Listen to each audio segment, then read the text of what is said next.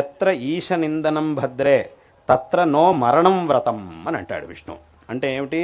ఎక్కడైతే శివనింద జరుగుతుందో అక్కడ ఇంకా మరణమే నాకు శరణం. ఆ శివనిందని నేను భరించలేను. శివనిందని వినడం కంటే మరణమే నాకు చాలు, ఆ మరణమే నాకు పర్వాలేదు అని స్వయంగా ఈ మాటను విష్ణు అంటాడు అక్కడ.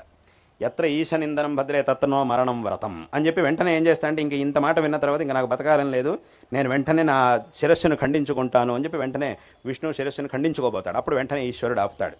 ఆపి ఒక మాట అంటాడు. ఏమిటి అని అంటే, లేదు పార్వతీదేవి అలా అన్నదని చెప్పి నువ్వేమి కోపగించుకోకు. ఎందుకంటే పార్వతీదేవి నా భార్య, నేను ఆమె భర్తను కాబట్టి ఇలా భార్యాభర్తల మధ్యలో అప్పుడప్పుడు ఇలా ఏదో సరదాగా 2-3 మాటలు ఇలా జరుగుతూనే ఉంటాయి.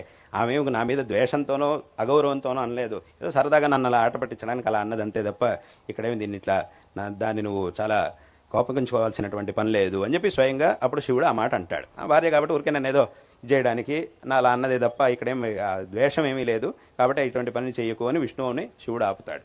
అటువంటి ఆ సందర్భాన్ని మనం ఆ పురాణంలో చూస్తాం. కాబట్టి ఈ విధంగా ఆ దేవతా తారతమ్యం అనేది ఏదైతే ఉందో దాన్ని చూడడం అనేది చాలా పెద్ద తప్పు. అందుకే దీన్ని శంకరాచార్యుల వారు దృఢంగా ఖండించి ఉన్నటువంటి పరమాత్మ ఒక్కడే, ఒకే పరమాత్మ ఇన్ని రూపాలని ధరించాడు, మనల్ని అనుగ్రహిస్తూ ఉన్నాడు అని ఎవరైతే ఆ దేవుడి పేరుతో పరస్పరం ఘర్షణలకు పాల్పడుతూ ఉండేవాళ్ళో వాళ్ళందరిలోనూ మళ్ళీ ఒక ఐకమత్యాన్ని తీసుకొచ్చారు.